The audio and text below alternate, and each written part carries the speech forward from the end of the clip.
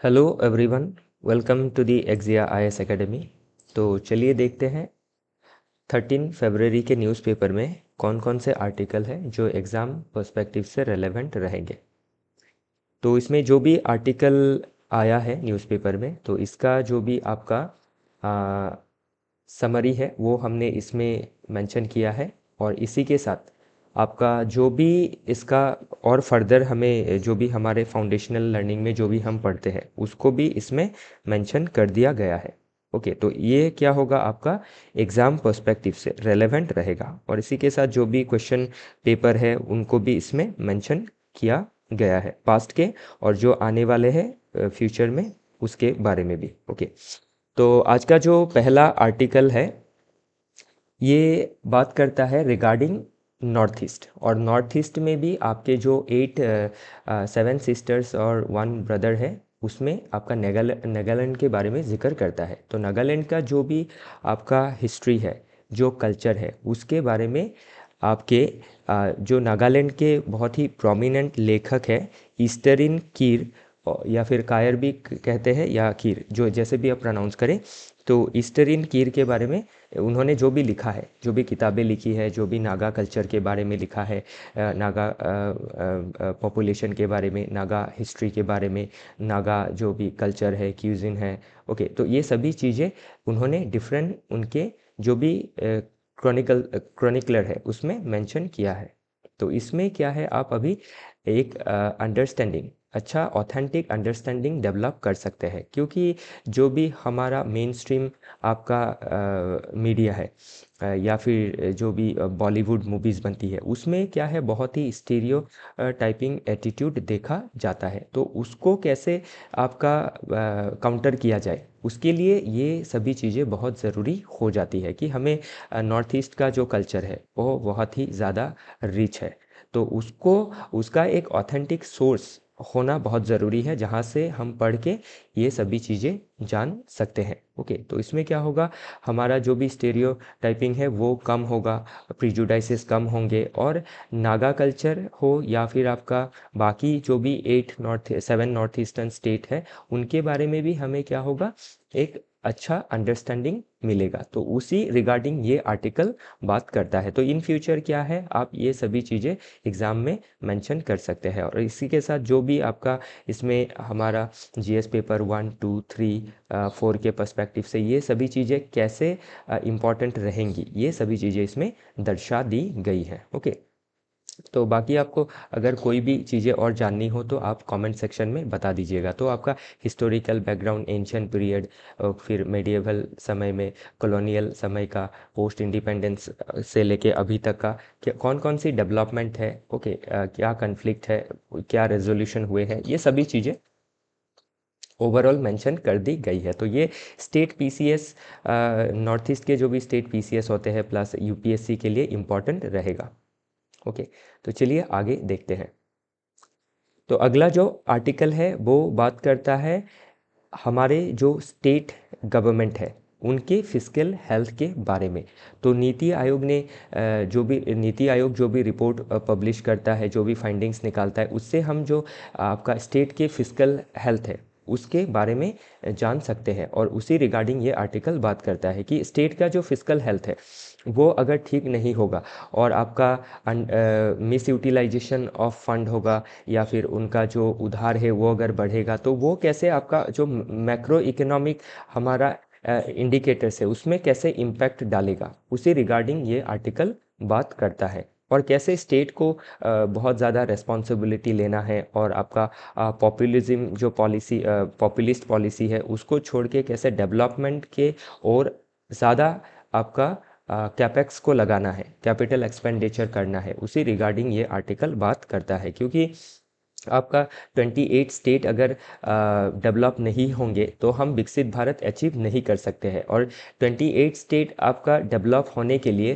पहला तो उनका जो फिस्कल पॉलिसी है उसको स्ट्रॉन्ग बनाना ज़रूरी है, उसमें जो भी चैलेंजेस है उनको टेकल करना ज़रूरी होगा, तभी हम क्या है विकसित भारत अचीव कर सकते हैं। तो उसी रिगार्डिंग ये आर्टिकल बात करता है कौन से स्टेट का क्या परफॉर्मेंसेस रहे हैं, कैसे आपके स्टेट में जो रेवेन्यू जनरेशन है वो कम हो रहा है और एक्सपेंसेस बढ़ रहे हैं, कैसे वो सेंटर के ऊपर ज़्यादा डिपेंड हो रहे हैं फिजिकल या फिर आपका रेवेन्यू जनरेशन को लेके। तो ये सभी चीज़ें एग्ज़ाम के पर्सपेक्टिव से जाननी ज़रूरी हो जाती है। चलिए आगे देखते हैं।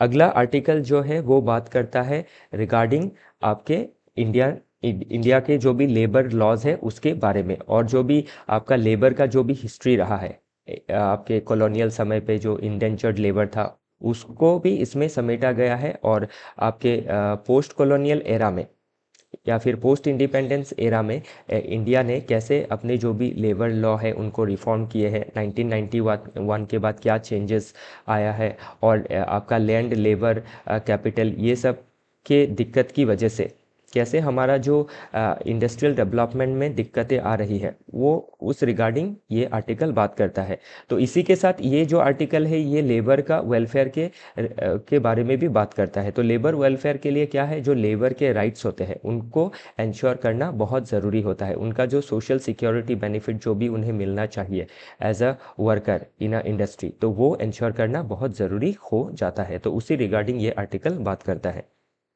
चलिए देखते हैं अगला आर्टिकल, बूस्टिंग मैन्युफैक्चरिंग। तो अभी जो आईफोन का सक्सेस देखा गया है इंडिया में कि आईफोन का मैन्युफैक्चरिंग और एक्सपोर्ट जो है वो आपका लगभग क्रॉसिंग 1 ट्रिलियन इन 2024 एंड 25। तो इसका जो मैन्युफैक्चरिंग कैपेबिलिटी है, कैसे प्रोडक्शन जो लिंक इनिशिएटिव है उसने कैसे आईफोन मैन्युफैक्चरिंग में एंड एक्सपोर्ट में मदद किया है, तो ये जो भी सक्सेसफुल मॉडल है इसको कैसे हम फर्दर डिफरेंट सेगमेंट में इसको रेप्लिकेट कर सकते हैं, उसी रिगार्डिंग ये आर्टिकल बात करता है कि हमारा जो मैन्युफैक्चरिंग है उसको बूस्ट करना बहुत ज़रूरी है। क्योंकि मैन्युफैक्चरिंग क्या होता है, लेबर इंटेंसिव होता है, अनएम्प्लॉयमेंट का जो प्रॉब्लम है उसको दूर करेगा, देश का ग्रोथ बढ़ाएगा, डेवलपमेंट बढ़ाएगा, एक्सपोर्ट बढ़ाएगा, तो हमारा जो विकसित भारत का गोल है वो हम अचीव कर सकेंगे। ओके, चलिए आगे देखते हैं। तो ये उसी रिगार्डिंग ये आर्टिकल बात करता है और सभी चीज़ें इसमें मेंशन की गई है। तो इसमें सेंटर का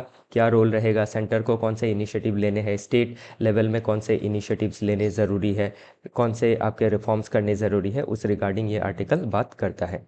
नेक्स्ट है आपका टैक्स पेयर, जो अभी आपका टैक्स रिगार्डिंग जो भी लॉ है, नया टैक्स लॉ आने वाला है, तो उसी रिगार्डिंग ये आर्टिकल बात करता है। तो अभी जो टैक्स लॉ आएगा वो आपका लागू होगा 2026 का 1 अप्रैल से। तो इसमें लगभग 1 साल से भी ज़्यादा का समय दिया गया है ताकि जो भी नए टैक्स लॉ है उनको अच्छी तरह से समझा जा सके by the authority as well as by the taxpayers. और इस जो ये जो लॉ होगा इसमें आपका चार्टर भी रहेगा, और इस चार्टर में क्या है, चार्टर क्या करता है, राइट्स और ड्यूटीज़ को इंश्योर करता है। तो कौन से राइट्स रहेंगे टैक्स पेयर्स के और उनके कौन से रिस्पॉन्सिबिलिटीज़ या फिर ड्यूटीज़ रहेंगे उसके बारे में ये आर्टिकल बात करता है। तो ये आने वाले समय के लिए बहुत ज़रूरी हो जाता है कि क्यों हम अपना जो टैक्स लॉ है उसको ओवरहॉल करके नया लॉ ला रहे हैं। तो पहला तो बात यही है कि सिंप्लीफिकेशन के लिए ये चीज़ें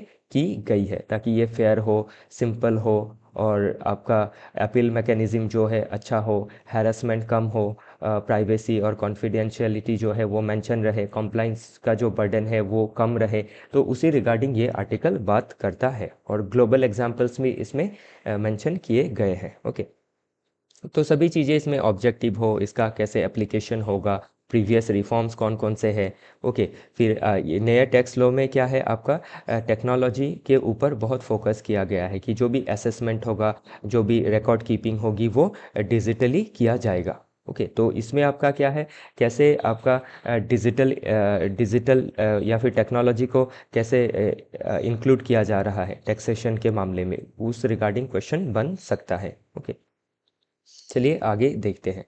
तो जो अगला आर्टिकल है वो बात करता है कि हमारा टैक्स लॉ के बारे में ही, जो अभी आने वाला टैक्स लॉ है उसके बारे में ही बात करता है कि जो इसका लैंग्वेज है वो सिंप्लीफाई होगा उसी रिगार्डिंग। क्योंकि जो टैक्स सिर्फ टैक्स लॉ ही नहीं, कोई भी लॉ हो उसका जो लैंग्वेज है वो बहुत सिंपल होना चाहिए। नहीं तो क्या है, आपके जो भी आपके रेगुलेटरी अथॉरिटी है या फिर एनफोर्सिंग अथॉरिटी है उसका वो इस लॉ को मिसयूज़ कर सकती है और लोगों को हैरास कर सकती है। तो उसी रिगार्डिंग ये आर्टिकल बात करता है। तो टैक्स लॉ को लाया ही क्यों गया है? सिंप्लीफाई करने के लिए, ओके, ताकि इसमें जो भी ज़्यादा इफ्स एंड बट्स है उसको मिनिमाइज किया जा सके और सब्जेक्टिविटी को घटाया जा सके, ताकि जो टैक्स पेयर्स है उनका हैरेसमेंट ना हो, उनको ऑनर किया जाए। ओके, चलिए आगे देखते हैं।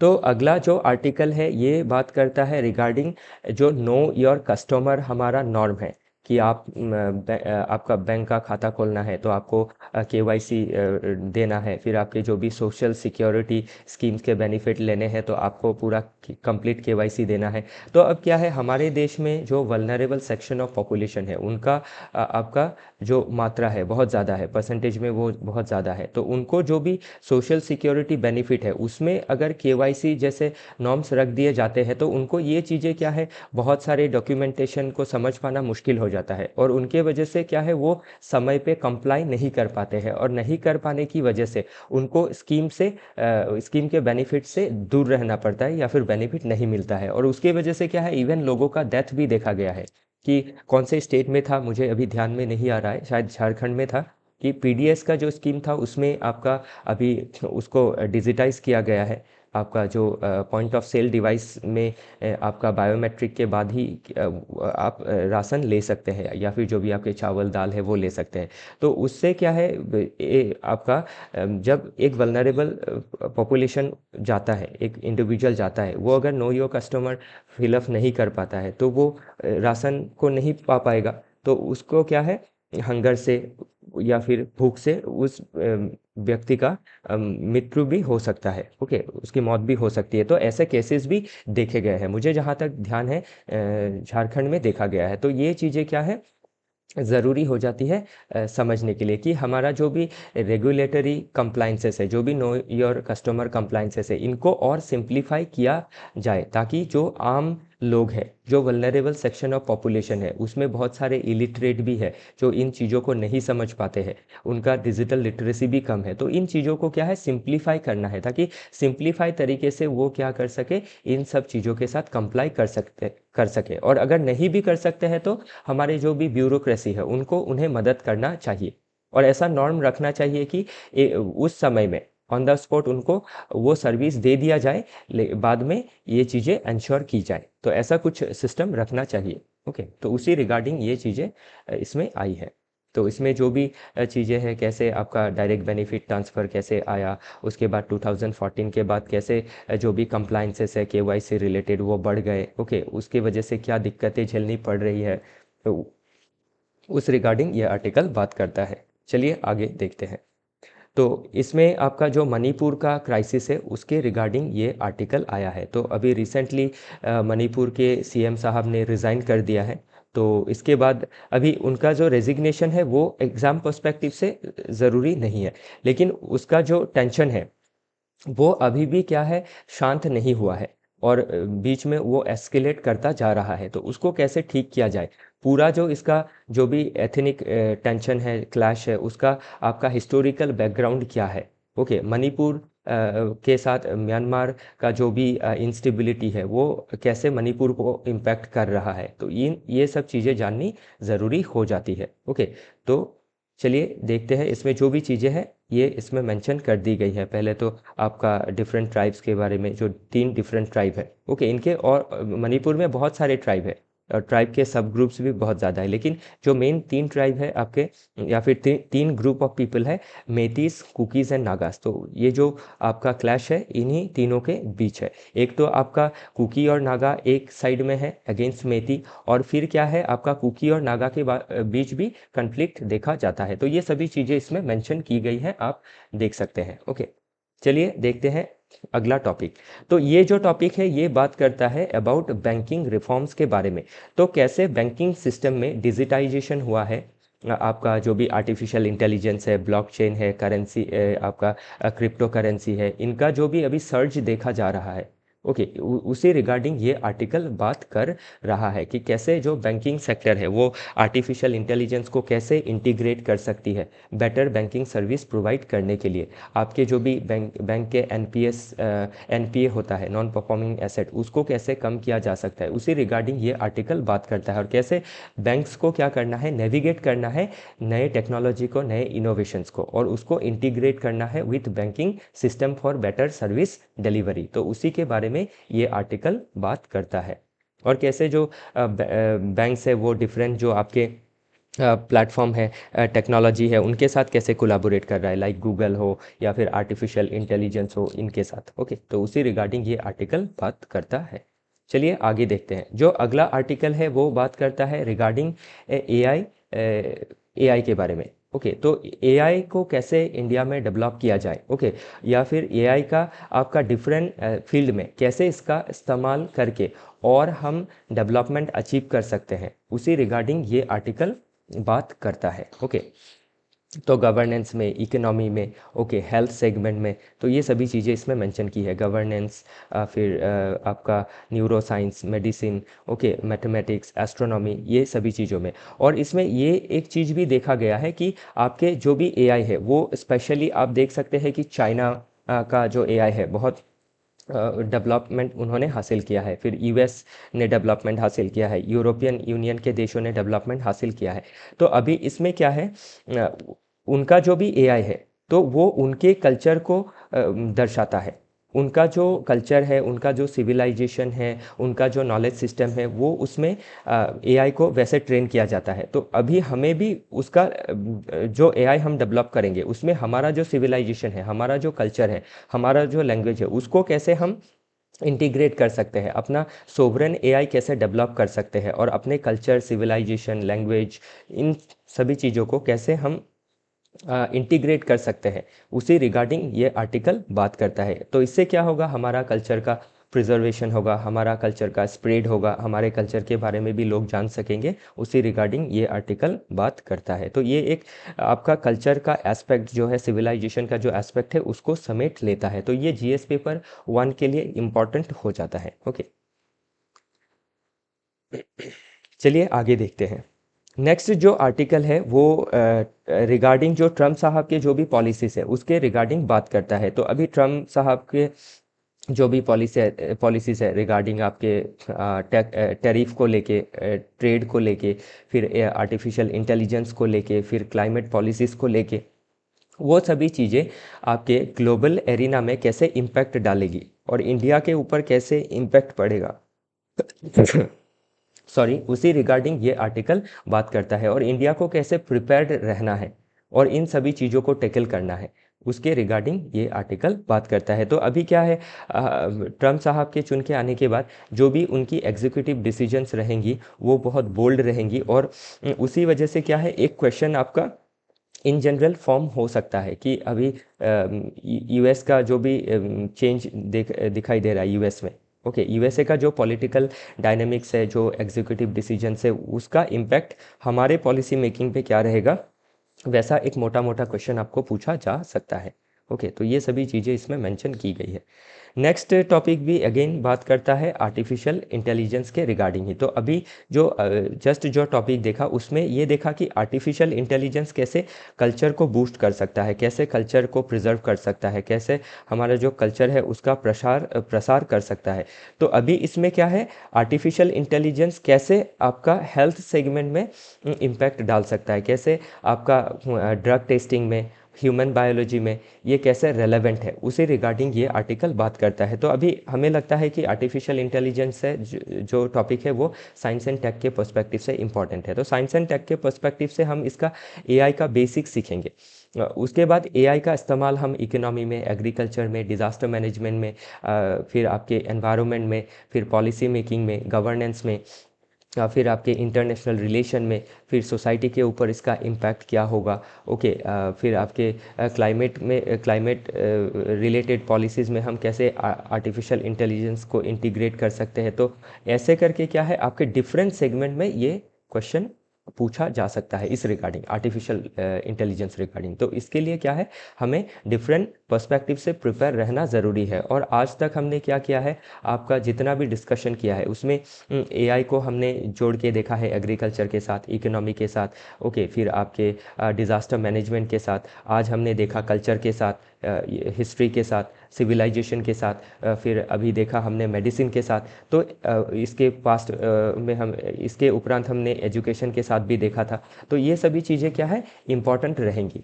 ओके, इसका डिफरेंट डायमेंशंस पूछा जा सकता है, तो उस हिसाब से हमने आपको नोट्स भी प्रिपेयर करके दे दिए हैं। तो ये सभी चीज़ें आप जॉट डाउन कर लीजिएगा, पढ़ लीजिएगा अपनी ओर से। ओके, चलिए आगे देखते हैं। तो अगला जो आर्टिकल है वो बात करता है कि हम कैसे हमारा जो डिफेंस है उसको कैसे और स्ट्रेंथन कर सकते हैं। हमारा एयर डिफेंस हो या फिर नेवी हो या फिर आर्मी हो, उसको कैसे हम और पावरफुल बना सकते हैं। तो आज के समय पे जो भी डिफरेंट टेक्नोलॉजीज़ आ रही है उसके वजह से जो वारफेयर का जो मॉडल है वो भी चेंज हो रहा है। तो उसके लिए हमें क्या करना है, आपके ट्रेडिशनल जो सिक्योरिटी एस्पेक्ट है उसको बनाते हुए हमें जो नए वारफेयर टेक्निक से, जो भी नए टेक्नोलॉजी से, उनको भी डेवलपमेंट करना बहुत ज़रूरी है ताकि हम अपना इंटरनल और एक्सटर्नल सिक्योरिटी को इंश्योर कर सके। तो उसी रिगार्डिंग ये आर्टिकल बात करता है, और जो भी नए डेवलपमेंट्स है, पास्ट के जो भी डेवलपमेंट्स है, सभी चीज़ें इसमें मेंशन की गई है। चलिए आगे देखते हैं। तो इसमें अभी कल नहीं, परसों हमने एक आर्टिकल देखा था, क्रिमिनलाइजेशन ऑफ पॉलिटिक्स। तो ये क्रिमिनलाइजेशन ऑफ पॉलिटिक्स के बारे में बात कर रहा है कि कैसे जो भी लोग कन्विक्ट हो जाते हैं, 2 साल के लिए उनको जेल हो जाता है, तो 2 साल या 2 साल से ज़्यादा, तो उनको डिस्क्वालीफाई कर दिया जाता है 6 साल के लिए। लेकिन इसमें अभी पिटिशनर ये आर्ग्यू कर रहा है सुप्रीम कोर्ट में कि आपका जब एक इंसान आपके क्रिमिनल केसेस में उनको कन्विक्शन मिल जाता है, मिलने के बाद उनको एक लो ग्रेड जॉब भी नहीं मिलता है, तो जो भी हमारे लेजिस्लेटर्स है उनको 6 साल बाद क्यों छूट मिल जाता है, उनको लाइफ टाइम बैन कर देना चाहिए। तो उसी रिगार्डिंग ये आर्टिकल बात करता है। ओके, और इसमें सभी डेटाज भी मेंशन किए गए हैं, तो ये सभी आप देख सकते हैं। एडीआर का डेटा है कि अभी आपका जो हमारे 543 एमपी है उनमें से अबाउट 46%, और नंबर वाइज देखें तो 251 एमपी के ऊपर क्या है, आपका क्रिमिनल केसेस है, और उसमें से भी आपका 171 के ऊपर हीनियस क्रिमिनल चार्जेस है, जैसे कि रेप है, मर्डर है। तो ये सभी चीज़ें अगर हमारे लेजिस्लेटर खुद ये सब चीज़ इन सब क्रिमिनल चार्जेस में अगर एक्यूज्ड रहेंगे, तो वो हमारे लोकसभा में या फिर पार्लियामेंट में कैसे इन चीज़ों के ऊपर डिबेट करेंगे, कैसे अच्छे लॉ बना पाएंगे। ओके, क्योंकि उनका एटीट्यूड ही क्रिमिनल माइंडसेट का रहेगा। ओके, तो चेंजेस नहीं आएगा, और हमारा जो डेमोक्रेटिक क्रेडेंशियल है वो डाइल्यूट होगा। ओके, जो डेमोक्रेटिक वैल्यू है वो डाइल्यूट होगा। तो हमारा डेमोक्रेसी को स्ट्रॉन्ग करने के लिए, हमारा गवर्नेंस सिस्टम को स्ट्रॉन्ग करने के लिए और क्रिमिनलाइजेशन से फ्री करने के लिए ये रिफॉर्म्स लाना बहुत ज़रूरी है, और ये बहुत ही ज़रूरी मुद्दा है। तो ये इन फ्यूचर एग्ज़ाम में पूछा जाएगा। ओके, पास्ट में भी पूछा गया है और आपके फ्यूचर में भी पूछा जाएगा। और इसमें आपका जो हमारा रिप्रेजेंटेशन ऑफ पीपल एक्ट 1951 है, उसका सेक्शन 8 क्या कहता है, सेक्शन 9 क्या कहता है रिगार्डिंग डिस्क्वालिफिकेशन, ये चीज़ें हमें जाननी ज़रूरी हो जाएंगी। ओके, और जो भी सुप्रीम कोर्ट जजमेंट रहे हैं पास्ट में वो सभी ज़रूरी रहेंगी। और अभी जो इसके ये जो भी केस हियरिंग चल रहा है, इसका जो भी जजमेंट आएगा, वर्डिक्ट आएगा, वो भी ज़रूरी रहेगा। ओके, चलिए आगे देखते हैं। तो जो अगला आर्टिकल है वो बात करता है रिगार्डिंग बजटिंग, और बजटिंग में भी स्पेशली जेंडर इंक्लूजन को लेके। तो जेंडर बजटिंग का जो कॉन्सेप्ट है हमारे देश में 2005 में लाया गया था, और उसके बाद कंटिन्यूअसली क्या है, जेंडर इंक्लूसिविटी के लिए आपके जेंडर स्पेसिफिक स्कीम्स लिए गए हैं, स्पेशली वुमेन डेवलपमेंट के लिए, कि कैसे हम वुमेन लेड डेवलपमेंट इंश्योर कर सकते हैं। क्योंकि विकसित भारत हमें अचीव करने के लिए, विकसित भारत का गोल पाने के लिए हमें जो हमारा 48% वुमेन पॉपुलेशन है, लगभग आधे जो पॉपुलेशन है वुमेन है, उनको हम पीछे छोड़ के इकोनॉमिक डेवलपमेंट अचीव नहीं कर सकते हैं। इकोनॉमिक डेवलपमेंट हो, सोशल डेवलपमेंट हो, या फिर आपका साइंस एंड टेक के पर्सपेक्टिव से हो, तो हमें क्या करना है, इन सभी फील्ड में वुमेन का पार्टिसिपेशन इंश्योर करना बहुत ज़रूरी है और वुमेन लेड डेवलपमेंट को इंश्योर करना बहुत ज़रूरी है। तो उसी रिगार्डिंग ये आर्टिकल बात करता है। तो कितना बजटरी एलोकेशन दिया गया है वुमेन स्पेसिफिक स्कीम्स में, लगभग 8.8% ऑफ टोटल बजट, जो हो जाता है 4.49 लाख करोड़ रुपए। ओके, तो ये सभी चीज़ें क्या इंश्योर करेंगी, कैसे आपका एम्पावर होंगे वुमेन, तो उसी रिगार्डिंग ये सभी चीज़ें इसमें मेंशन की गई है। ओके, तो ये भी इम्पॉर्टेंट रहेगा। नेक्स्ट जो टॉपिक है वो बात करता है रिगार्डिंग न्यूक्लियर एनर्जी के बारे में। तो जो स्लेंडा एक्ट है आपका civil liability for nuclear damage act, उसके जो अभी आपका अमेंडमेंट होने का बात चल रहा है, और जो आपका एक्सीडेंट्स होगा फ्यूचर में, जो भी पॉसिबिलिटी रहेगी एक्सीडेंट की, उसमें कौन लायबल रहेगा उसके लिए। तो अभी जो लॉ है वो कहता है कि आपका जो ऑपरेटर है उसके ऊपर मेन लायबिलिटी रहेगा, प्लस जो सप्लायर है जो इक्विपमेंट को सप्लाई करते हैं उनके ऊपर भी रेस्पॉन्सिबिलिटी रहेगा। तो इसके वजह से हमारा क्या है, न्यूक्लियर एनर्जी का डेवलपमेंट अच्छा नहीं हो रहा है, जितना हम एक्सपेक्ट कर रहे हैं उससे बहुत कम है। और हमें हमारा विकसित गोल का टारगेट अचीव करने के लिए हमें क्या करना है, एनर्जी सिक्योरिटी को प्राप्त करना है। तो उसके लिए हमें डिफरेंट सोर्स या फिर डाइवर्सिफाइड सोर्स से एनर्जी प्राप्त करने होंगे, और उसमें एक अच्छा सोर्स हो जाता है न्यूक्लियर एनर्जी। तो उसके लिए अभी क्या है, इस लिंडा लॉ की वजह से आपका जो भी फॉरेन इन्वेस्टर्स है वो देश में नहीं आ रहे हैं, इन्वेस्ट नहीं कर रहे हैं, सप्लाई नहीं कर रहे हैं, क्योंकि उनके ऊपर अगर लाइबिलिटी आ गया और इन फ्यूचर भगवान ना करे कोई एक्सीडेंट हो गया तो उसके लिए वो लाइबल हो जाएंगे। ओके, तो उसके लिए वो क्या कर रहे हैं, नहीं कर रहे हैं, इन्वेस्टमेंट नहीं कर रहे हैं। तो अभी इन्वेस्टमेंट इंश्योर करने के लिए स्लिंडा को अगर रिफॉर्म किया गया तो क्या होगा, अगर इन फ्यूचर एक्सीडेंट होता है तो लाइबिलिटी किसको कितना जाएगा। ओके, तो ये एक क्या है, अभी प्रॉब्लमेटिक बात हो गई है डिज़ास्टर को लेके। ओके, कि इन फ्यूचर का डिज़ास्टर के लिए कौन रेस्पॉन्सिबल होगा, किसके ऊपर कितना आपका रेस्पॉन्सिबिलिटी रहना चाहिए। ओके, ये जो हटाया जा रहा है रेस्पॉन्सिबिलिटी या फिर कम किया जा रहा है, ये कितना दूर सही है, उसी रिगार्डिंग ये आर्टिकल बात करता है। तो इन फ्यूचर ये भी एक बहुत ही ज़्यादा प्रोबेबल टॉपिक रहेगा एग्ज़ाम पर्सपेक्टिव से। और सभी जो चीज़ें हैं इसमें समेट दी गई है, आर्टिकल की चीज़ें भी है और प्लस जो भी एडिशन ज़रूरी है वो भी दिया गया है। ओके, इसके बाद आपका नेक्स्ट जो आर्टिकल है वो बात करता है अबाउट एआई डिफ्यूजन फ्रेमवर्क। तो डिफ्यूजन मतलब हो गया कि कैसे एआई का प्रसार होगा। तो एआई डिफ्यूजन को लेके यूएस का एक क्या है आपका पॉलिसी है, उन्होंने एक फ्रेमवर्क बनाया है, और उसमें उन्होंने क्या किया है, जो भी कंट्रीज़ के साथ वो एआई रिलेटेड डील करती है उनको 3 टायर में बांट दिया गया है। और उसमें वो क्या कर रहे हैं, टायर 1 के जो देश है जैसे जापान है, साउथ कोरिया है या फिर यूके है, वो यूएस फ्रेंडली देश है, उनके साथ क्या होगा, अनरेस्ट्रिक्टेड एक्सेस होगा to advance AI capabilities. Okay, उनको सॉफ्टवेयर हो हार्डवेयर में आपका एआई जो चिप है वो उनको प्रोवाइड किए जाएंगे। लेकिन जो टायर आपके 3 नेशन है उनको प्रोवाइड नहीं किया जाएगा, कंप्लीट बैन किया जाएगा, जैसे चाइना हो, रशिया हो, ईरान हो, नॉर्थ कोरिया हो। और टायर 2 के जो देश है जैसे इंडिया है, तो इनको लिमिटेड एक्सेस दिया जाएगा। और इसकी वजह से क्या है, हमारा जो एआई है वो डेवलप होने में उसमें दिक्कतें आएंगी, क्योंकि हमें एआई डेवलप करने के लिए हमारा सॉफ्टवेयर के साइड से तो हम स्ट्रांग है, लेकिन हार्डवेयर के साइड से देखा जाए तो कंप्यूटर इंफ्रास्ट्रक्चर में, एडवांस चिप में हम अभी भी पीछे हैं। तो उसके लिए हमें क्या है, आपके यूएस के ऊपर रिलाई होना पड़ता है। तो अभी ये चीज़ें कैसे हमें दिक्कत क्रिएट कर रही है एआई डिफ्यूजन फ्रेमवर्क हमारे एआई डेवलपमेंट में, और इसको हमें टेकल करने के लिए कैसे अपना जो इंडिजीनियस कैपेसिटी है उसको कैसे डेवलप करना है, हमारा जो हार्डवेयर इकोसिस्टम है उसको कैसे डेवलप करना है, उसके लिए गवर्नमेंट ने कौन कौन सी पॉलिसीज़ ली है, ये सभी चीज़ें हमारे एग्ज़ाम के लिए इम्पॉर्टेंट हो जाती है। तो सभी चीज़ें इसमें बारीकी से मेंशन कर दी गई है। तो आज के एनालिसिस में इतना ही है। तो कल फिर मिलेंगे डिफरेंट टॉपिक के साथ, तब तक हमारे साथ जुड़े रहिएगा। आज के लिए अलविदा।